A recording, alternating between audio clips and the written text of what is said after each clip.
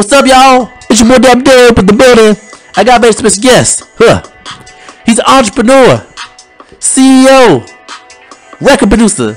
Give it up for Mr. Kid Clutch Productions. How you doing, brother? I'm doing good, Daniel.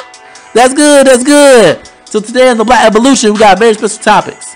We got Michael Jordan selling the Hornets, Michael Irvin sexual allegations, and the U.S. government banning TikTok. Oh man, it's gonna be a great episode. So without further ado, let's get into it. We evolving. Black power is the Black Evolution. Let's get started. So in all seriousness, I just want to say, Mr. Kid Clutch, it's always a great honor and a privilege to have you on here, brother. Thanks for coming on here. Thanks for having me, Daniel. It was always good to be on here. Yeah, it's always great to have you on here, brother. So without further ado, let's get into these topics. We got Michael Jordan selling the Hornets. I mean, he's the GOAT, best player of all time, but lately he's been the worst owner of all time. I mean, and now you selling the Hornets? So Mr. Kid Clutch, what's your thoughts on this, brother? Well, no, he's not. I got to correct you on that. He's not selling the Hornets. He's potentially, he hasn't sold it yet. Okay, so potentially. What are your thoughts on the potentially selling the Hornets? Well, here's what's going on with that whole thing. He's potentially selling it to the minority owner of the Atlanta Hawks, and his name is, I got it right here.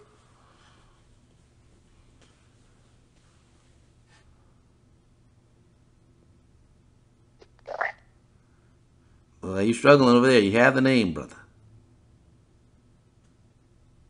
I'm looking at this article, so Yeah. it's the Hornets minority owner, Gabe Potkin. I hope I'm saying it right on that one. And the Atlanta Hawks minority owner, Rick Schnau. That's who he's going to potentially be selling it to. But he will maintain a minority stake in the franchise. So the problem I have with that is I'm torn because I think it's a win for Michael Jordan because he'll get wealthier selling the team. He'll get wealthier quicker selling the team, but I think it's a loss for Black America as far as Black ownership in the NBA and its professional team sports leagues. It's that Michael Jordan is currently the only majority owner in a sports franchise in the NBA right now, or in major sports franchises in general. So I think the problem I had with it was you can sell it, but I think you should consider selling it to another Black person rather than just selling it to anybody, because it's not going to be Black ownership in the NBA. And I think it's, from a business standpoint, Michael Jordan is winning from that because he bought the Hornets for $180 million, and this was in 2010 from Bob Johnson, the founder of BET. And at the time, MJ was the minority owner. He had been the minority owner for the Hornets for a few years, and he acquired that equity. Gave him enough money to acquire the Hornets, so he bought majority control of it. After that, he acquired full ownership a few years ago. Then he sold to part ownership to the current candidate, one of the current candidates that's trying to buy the team. So here's what's going on. He bought the team for an estimate about $180 million in 2010, but they're saying he could sell. If he sells the team, it'll go up to probably he'd probably be selling it for probably $1.7 billion to $2 billion. So I think that's a win. And the Hornets are valued at $1.3 billion. So yeah, that's a win, but at the same time, like I said before, black people was going to be hard for us to get majority ownership in these franchises again. This is already hard enough. So what I'm saying with Michael Jordan is, I know you're not used to losing because you obviously was the greatest basketball player of all time. So you rarely lost. You won 6 championships and all that, but with the Hornets, in his 11 years of ownership, he lost an estimate of about, this was 418 games. No, he won 418 games at the time, but this article was from a few weeks ago. So he won, let's say, 400 plus games, and you lost 600 plus games in your 10 years ownership. And his coach, he had a lot of coaches, but the most recent coaches that he had was James Borrego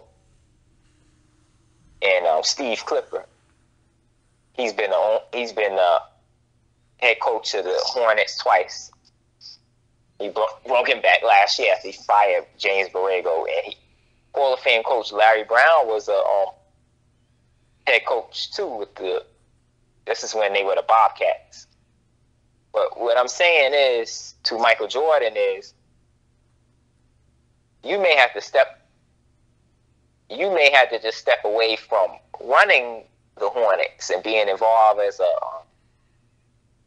hands-on owner and just let hire competent people to run your franchise. Because you have many NBA owners that do that. There's nothing wrong with that. Also, too, people are looking at that, but sports franchises, owners rarely sell those things because they know how much money it generates per year.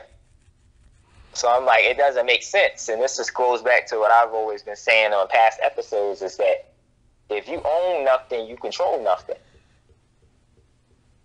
And if you control nothing, how is that going to help the black community?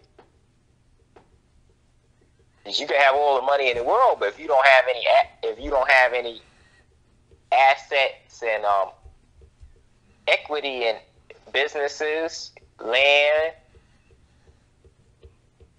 and other forms of means to income, you're not going to help people very much.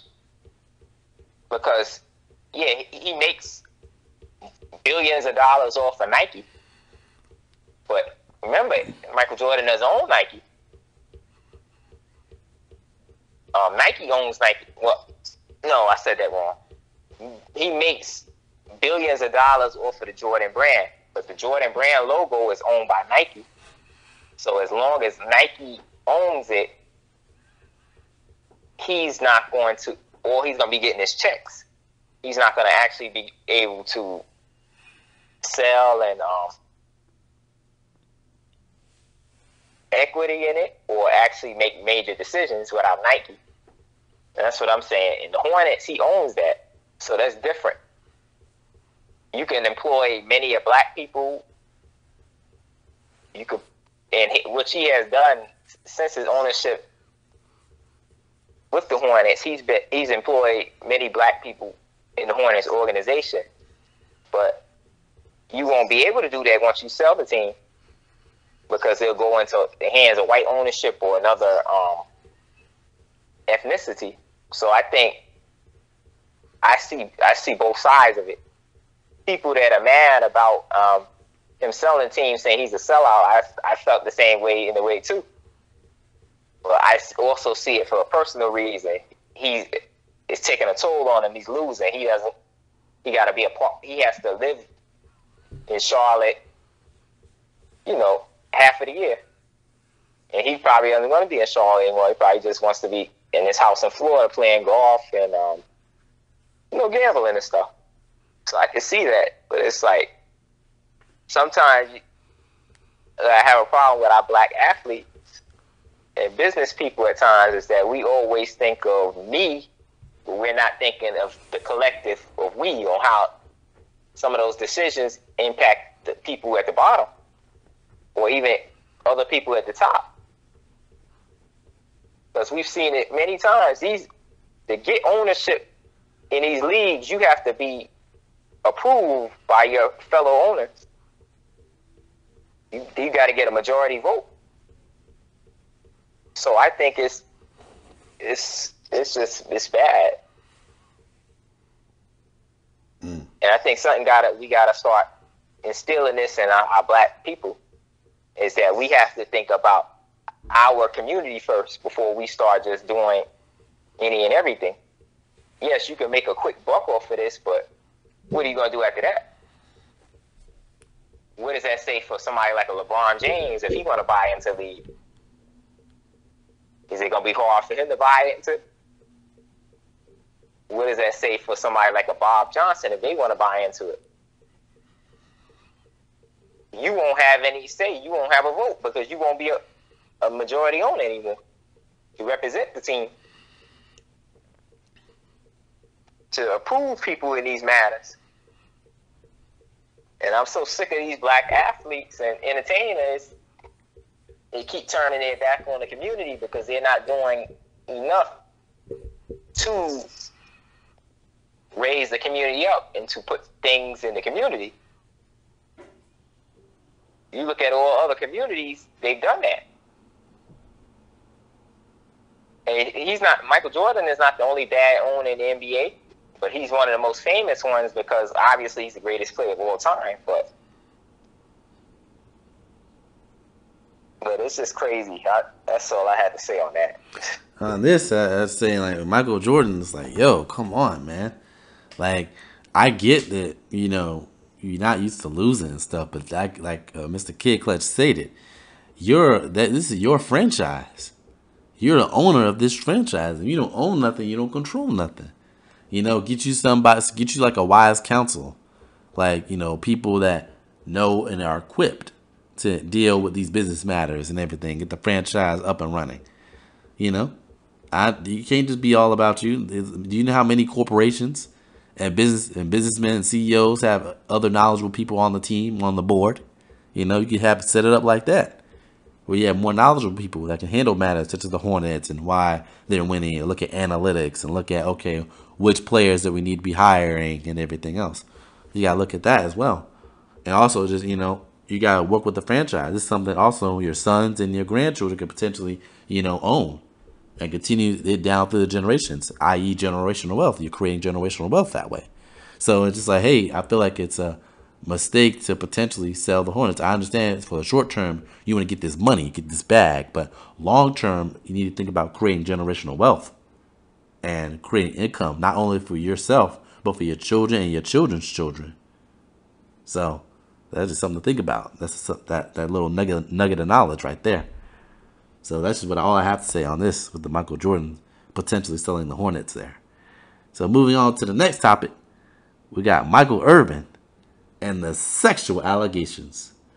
Once again, the Me Too movement is in effect, trying to take a black brother down. So, Mr. Kid Clutch, what's your thoughts on this, brother? My thoughts on this is that it's an abomination. It's a public lynching, and it's you're trying to defame this man's character, and it's like I'm annoyed by this story. It's all right, brother. Speak your truth. As I seen, I was watching Stephen A. Smith's podcast, No Mercy, the other day, and he disclosed that Michael Irvin, which is a close friend of his, NFL Hall of Fame, a 3-time Super Bowl champion, Michael Irvin, is a close friend of his, and that Michael Irvin called him crying when the allegations and stuff after it happened. And I'm like, that him saying that Michael Irvin was crying, that's a powerful statement, because it's like, think about this. He's crying because no matter what happens, even though he was found telling the truth on this and they proved that he was innocent, he's still not going to be innocent in the eyes of public opinion by many. he would never get looked at the same by people. His reputation would be ruined off of a lie. So it's like this. He's mentally, that's gonna do a lot to him too. Because think about the incident. He had a conversation with the woman. She came up to him, talking to him, and just accused him of sexual harassment. And I'm like, if you think about that, Michael Irvin, him crying, that symbolizes that he's going through trauma with that. He's going to probably have to go to counseling because he's likely not going to trust. He's going to have trust issues off of that. So he may have to deal with that part, that aspect. But then another aspect is his reputation. Another aspect is his legacy. Think about this. One day, 20 years from now, his grandkids is going to have to read this. That he was involved in that. And like I said before, is whether it's even though that it was proven that it was a lie, that's still going to be on your legacy. People don't understand it. It's hard to recover from that type of stuff. Because I remember when Kobe Bryant, they had when he died, Gayle King had an interview with Lisa Leslie, and she brought up the incident he had in Colorado. It was a rape allegation that he almost went to jail for. And that's like the first thing she brought up after his death. Yeah, I remember that, and that was sick to my stomach. Yeah, and bringing that up. And it's like, I think about the same thing. When this man gets older, 20 years from now, his grandkids is going to read that. It's going to have Michael Irvin Hall of Fame and all that, but that's going to be brought up, especially as a black man. They already try to tear black men down, and this is the oldest trick in the book. You get a white woman to accuse him of sexual harassment or rape or something, and they try to send the lynch mob out to crucify him. And that's the problem I have with this, is that the Me Too movement always talks about believe women, but I thought in the United States of America, the law was you're innocent until proven guilty. That's my problem with it. In the NFL Network, I had a problem with them taking him off for Super Bowl coverage and taking him off in general because it's an allegation. And that's the problem I have with the Me Too movement, is that if we're innocent until proven guilty, why are people going up in arms about an allegation? What is an allegation, accusation? What does that mean? You're being accused. They're not saying you're being charged. They're not saying that you are convicted. They're not saying that you were guilty. You're being accused. So an accusation is just what it is, an accusation.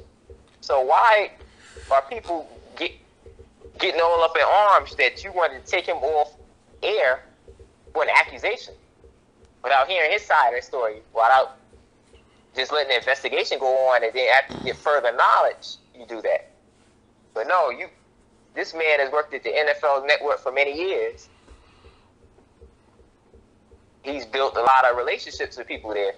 So it's like, or for one accusation, he has a stellar reputation in recent time. Yeah, he had his trouble in the past after his playing days and while he was playing, but since the last few years, he's been a model citizen. So it's like, can he get the benefit of a doubt? Like we always say when there's white men in situations, just let him have his day in court. So why is it y'all jump to conclusions to take him off air, ruin his reputation, and then that's it? And my problem with that is, okay, I personally would sue the NFL Network for doing that because he lost money from that. He lost his reputation is ruined. That caused trauma potentially. And I was mad with ESPN for doing it too when they took him off for First Take. But I understand is that ESPN was following the direction of the NFL Network because he's technically not really, the NFL Network is his primary employer. ESPN, he's employed there kind of because he has a deal with Stephen A. Smith wrong him on First Take because of their relationship. Christopher Mador Russo, Hall of Fame broadcaster from the baseball, he has the same type of deal too with the ESPN, to where he's an analyst for First Take, so he comes on when they need you there. So I understand ESPN was just following the directions of the contract, so I don't really fault them for that. But I fault the NFL Network because y'all could have knocked these rumors down, accusations. Yeah, I could have waited. But see, this is the problem with the Me Too movement. People always, we're not using common sense. We're just going off of our personal feelings. We're going off of, I don't ever understand the concept of, this person made me feel this way, so it may be sexual harassment or it may be this and that. I'm like, that's dumb. Anybody can make a person feel a way, but just because I make you feel a way, that don't mean I did something illegal. That don't mean I did something to make me lose my job. And that's like, it's stupid.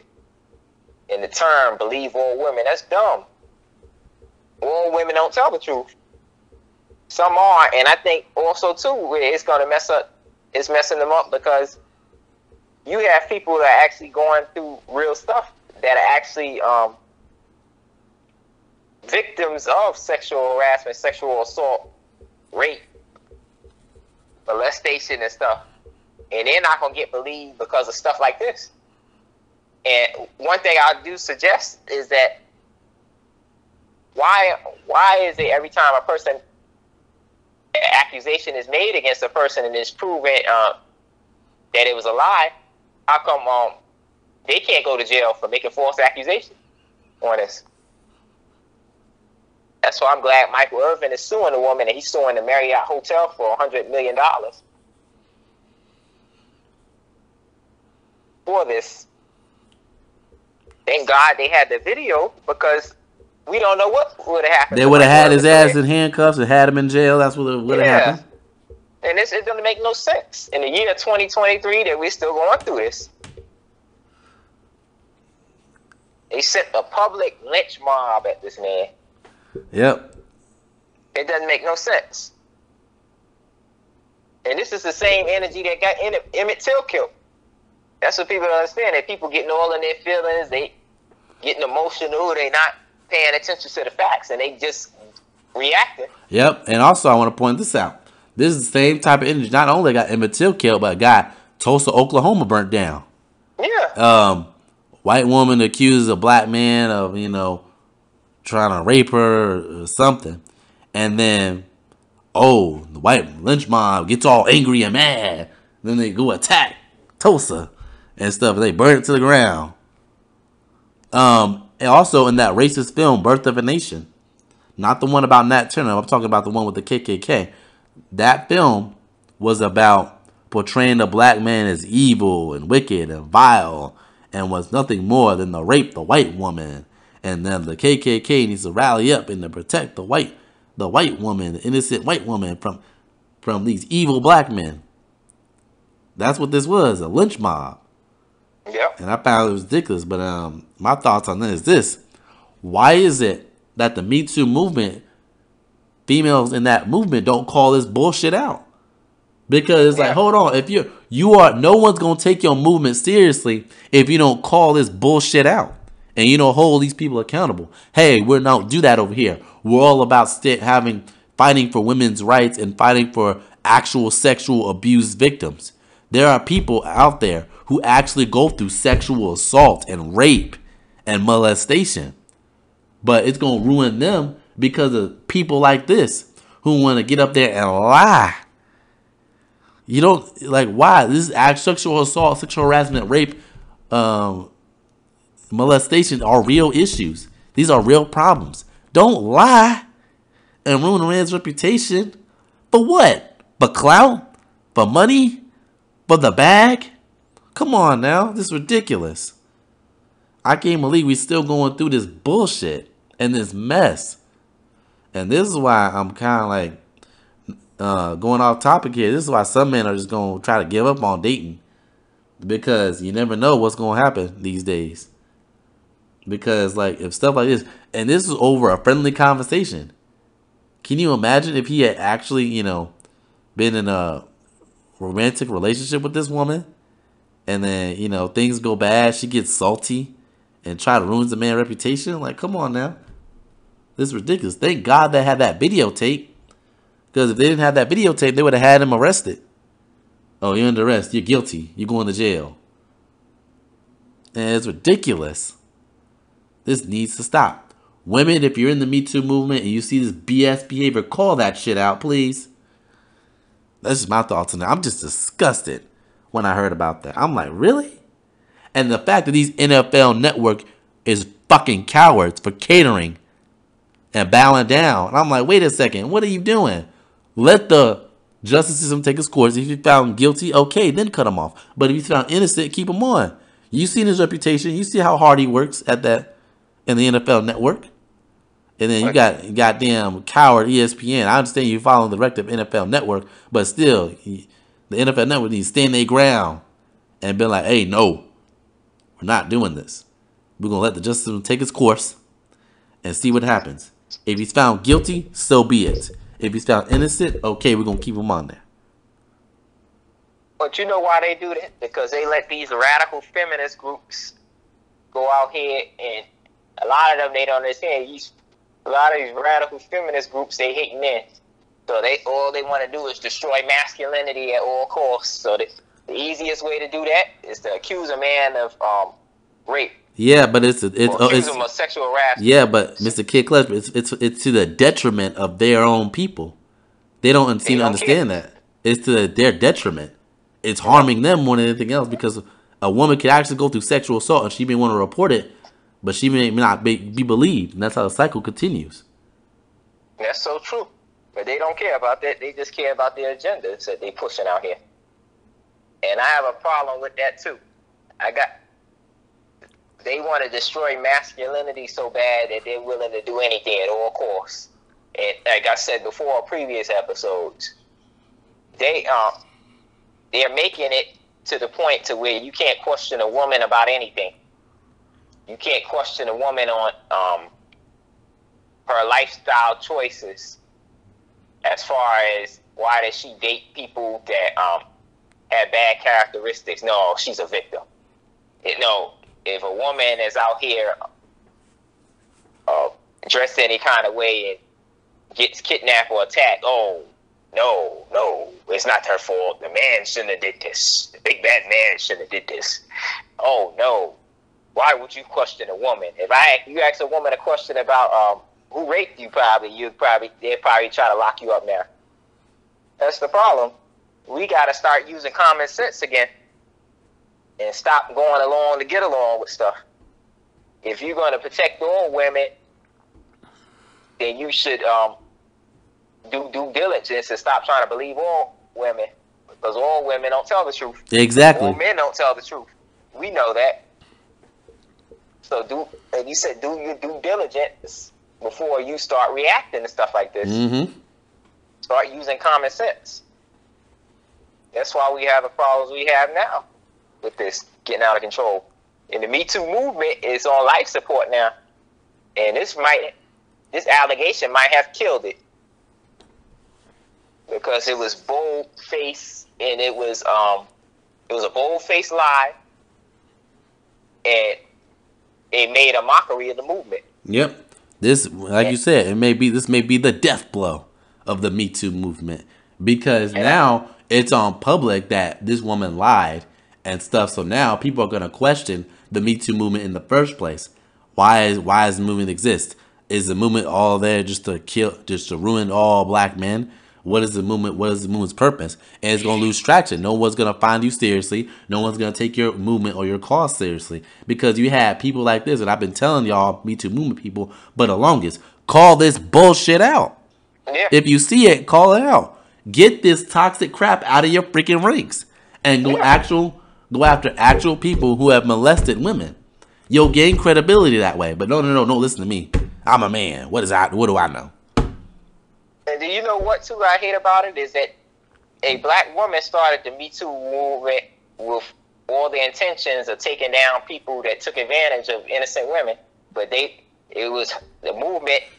In my opinion, has been hijacked by radical feminists that hate men, and they don't care what they have to do to take them down at all costs. And they always say they go after powerful men. Rarely do they go after powerful men now. Nope. They try to go after people that they perceive as easy targets and take them down. Yep, they don't even go after powerful men. Notice Harvey Weinstein, he's not in jail.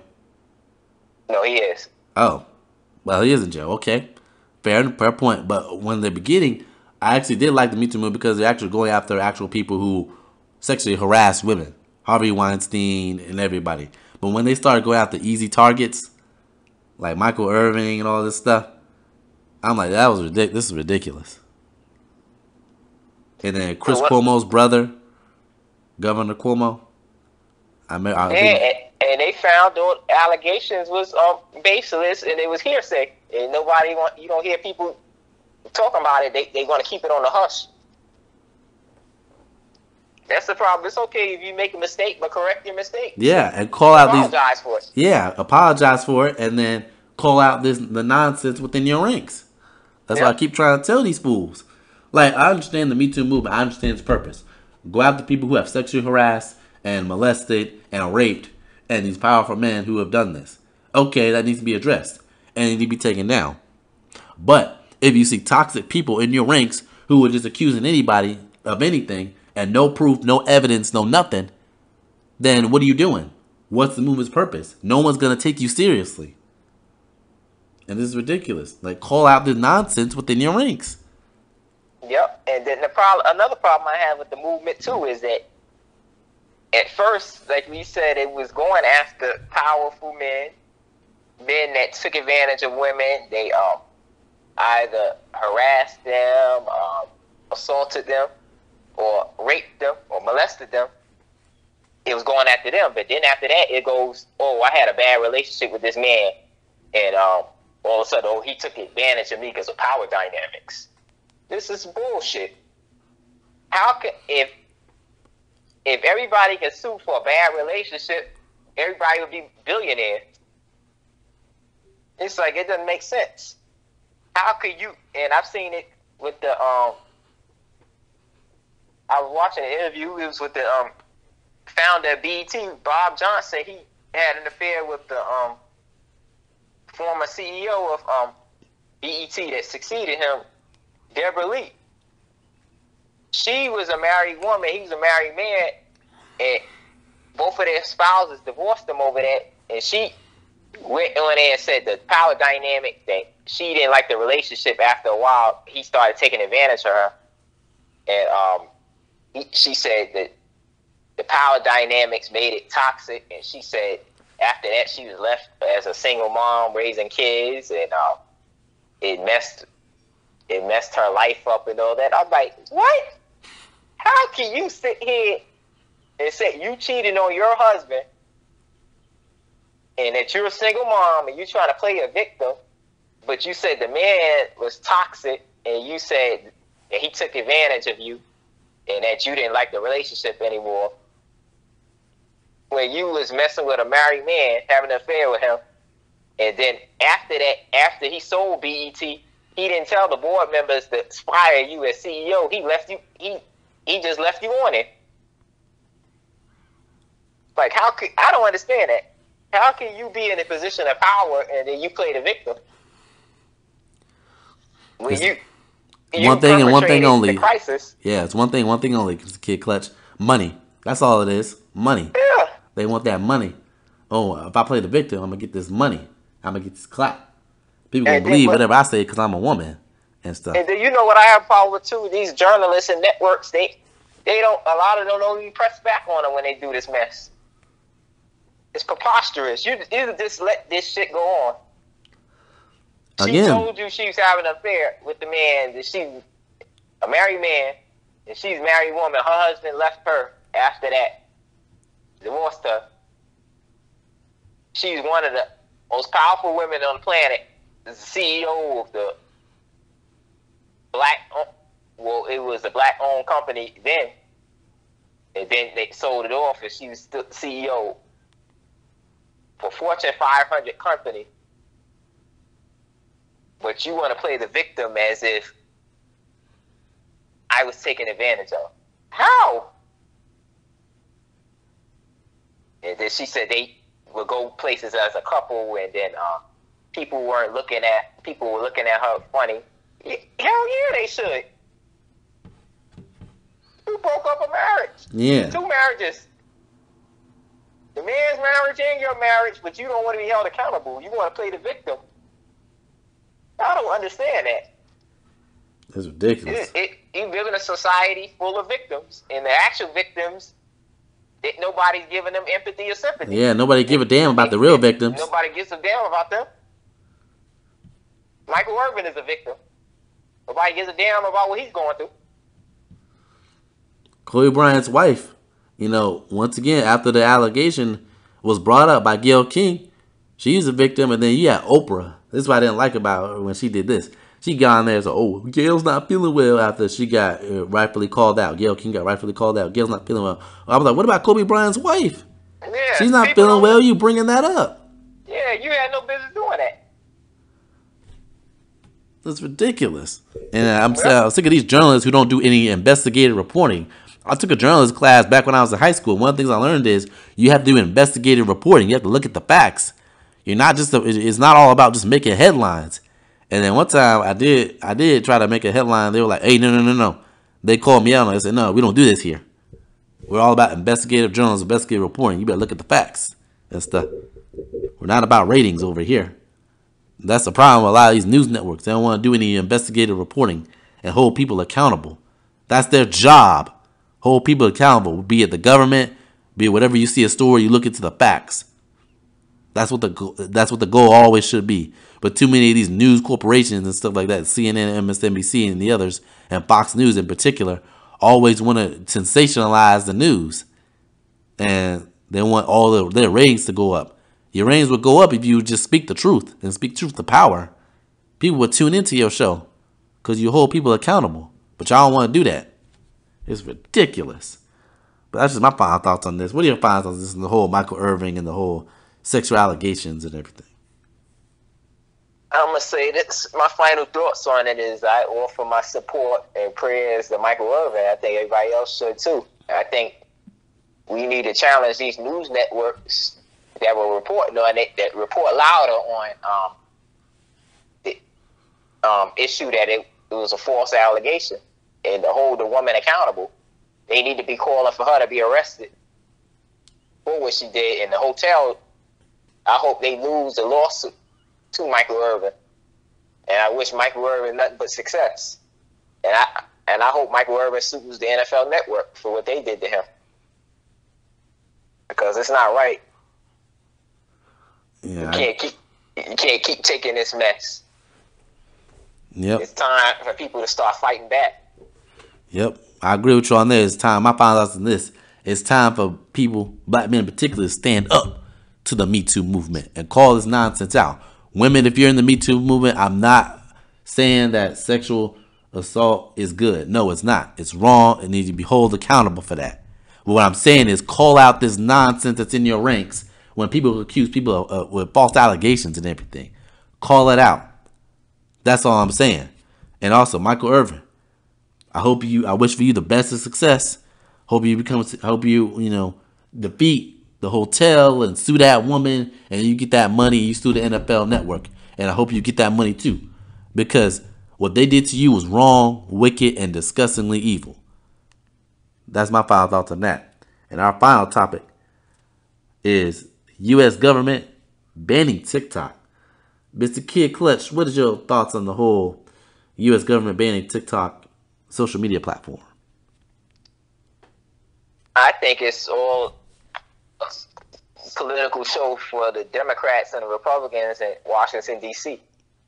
Here's why. Because Facebook and Twitter, they were heavily involved in the insurrection, January 6th, of Donald Trump inciting that mob of people to storm the U.S. Capitol. And 5 people got killed in that mob attack, with a terrorist attack. And it was because of it was because of Facebook's algorithms kept on amping up the coverage and amping up the feeds to get the people riled up to go to the Capitol to do that. And Twitter kept allowing Donald Trump to tweet hate speech and tell lies and rile up his base to go up there and do that. And nobody did anything about them doing that. And also, too, I hate the argument they keep trying to make about the TikTok. The Chinese government has access to our information. How do we know the U.S. government don't have access to our information on these apps? Because as we see right now on at Capitol Hill, they were fighting with Congress was fighting with Twitter over when Elon Musk bought it over files that he used to access information on Joe Biden's son and other people that they that were enemies of that Republicans was enemies of and Democrats are, I guess, allies of. And I saw both sides of politicizing it, because if you listen to the stuff they was asking them, they weren't really asking them anything fact-based. It was all, well, are you in it with Elon Musk? They were saying, like, are you feeding Elon Musk information on this? I'm like, he is the CEO of Twitter, and he is the owner of it. So if he requests information on that stuff, he should be able to do that. Whether you agree with what he's doing or not, it's his company. And I'm like, how come these tech companies, they didn't get held accountable for what happened, but you're going after TikTok because of, you say it's a Chinese company.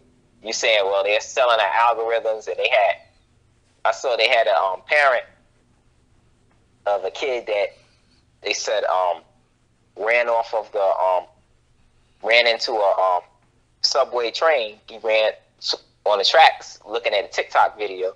And I'm like, that's very tragic that happened. And I feel sorry for the family, but it's like, why are y'all trying to use that as a reason to ban TikTok?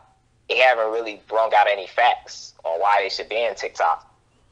Because they say it brings, it's causing kids to do dumb things and it's bringing anxiety. So there's a lot of bullshit that goes on. But I see from a lot of kids in my family and kids of friends of mine, I see them on TikTok all the time. And they're making fun videos. They're dancing on TikTok. And I see that TikTok brings joy to them. So I'm like, why is government trying to take it from them? And I think also, too, isn't this a form of censorship? Government shouldn't be trying to censor companies.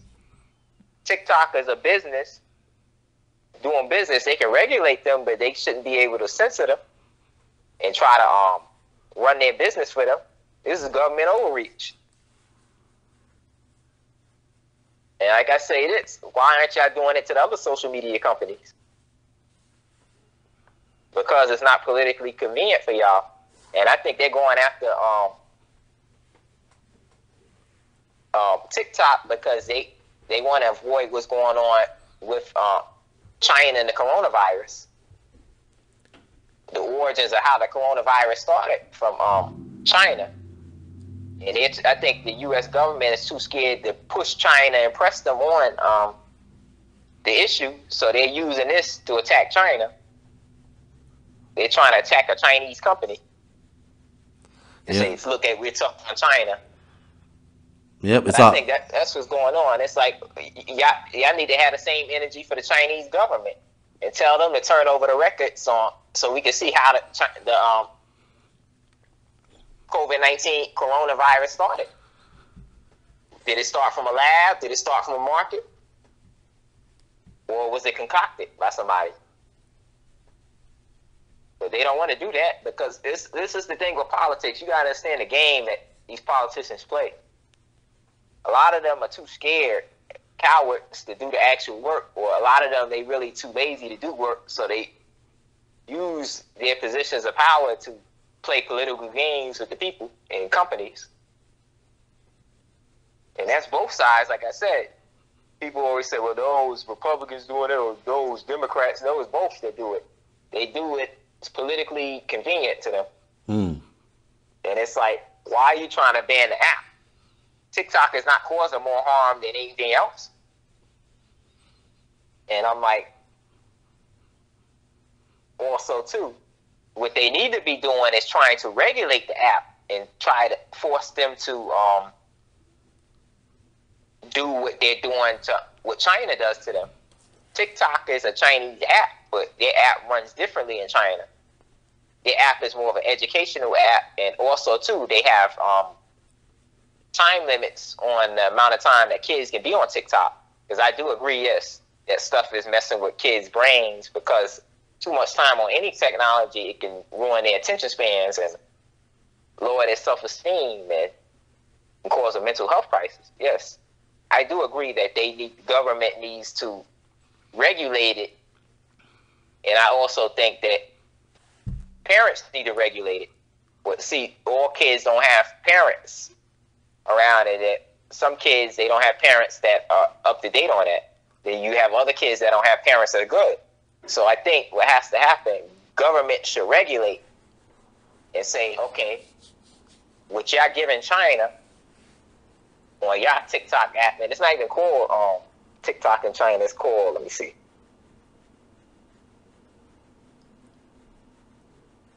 It's called Dalian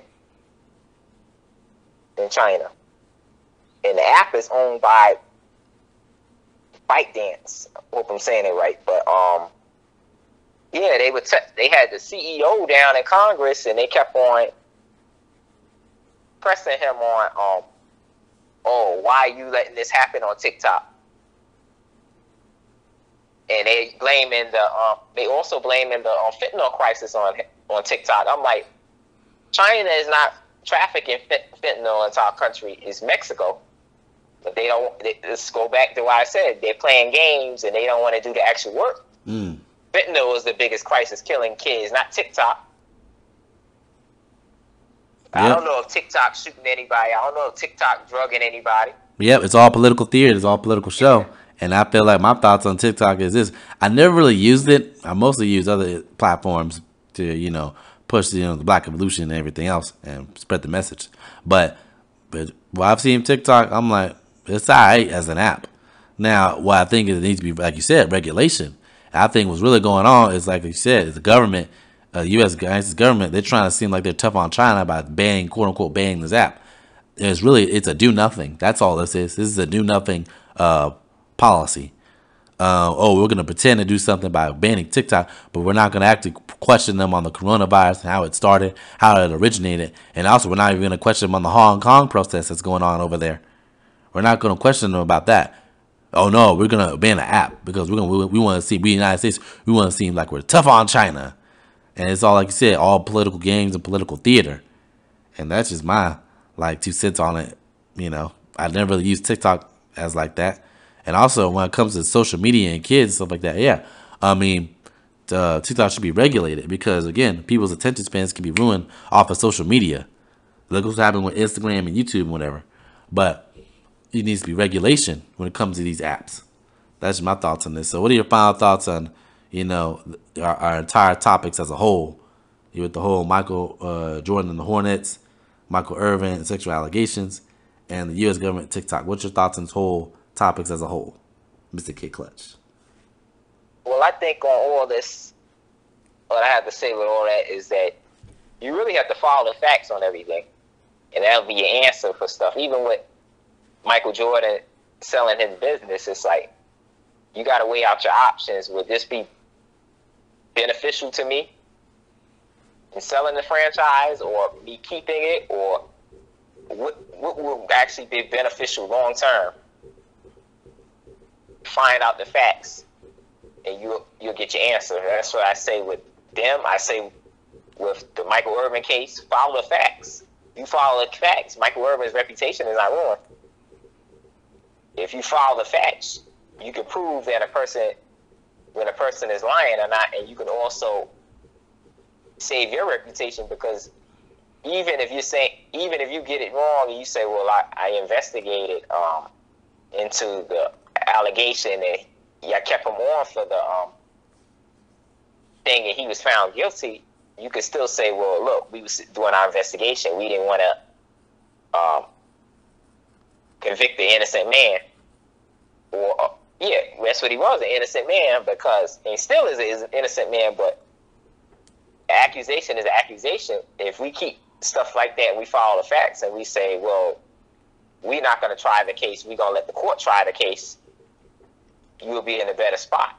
And that's the same thing with TikTok, too. Follow the facts on TikTok before you start acting and doing reckless stuff or just doing political theater and all that. It's like, all this, do your research, do your due diligence, make sound and smart decisions, be transparent, and all these things will work out. But what we can't do is we can't react on feelings, emotion, and not act without a strategy, not act without evidence. And that's my whole thing on that. My final thoughts on this, it's like I said, stick to the facts and you'll always win. Yeah, my final thoughts on this is, with every topic we discussed so far, is pay attention to the facts. Keep to the facts. Don't be going off of emotion. Think logically and think critically. Do some critical thinking and be like, wait a second, hold on. Let's do an investigation first. Let's, see what's going on. And then if they're found guilty, okay, so be it. But if they're innocent, hey, keep them on there. But just follow the facts. Don't be jumping and doing political theater and political games and everything else and going things based off of emotion. Think critically, pay attention. That's my final thoughts. And that's the overall thoughts on the Black Evolution. We're trying to change lives. We're trying to change the culture. We're trying to have black people evolve. Change. Evolve. Stick to the facts. It's the Black Evolution of Black Power. Tune in for more episodes like this. It's the Black Evolution. We evolving. Hey, hey, hey, hey, hey, evolve!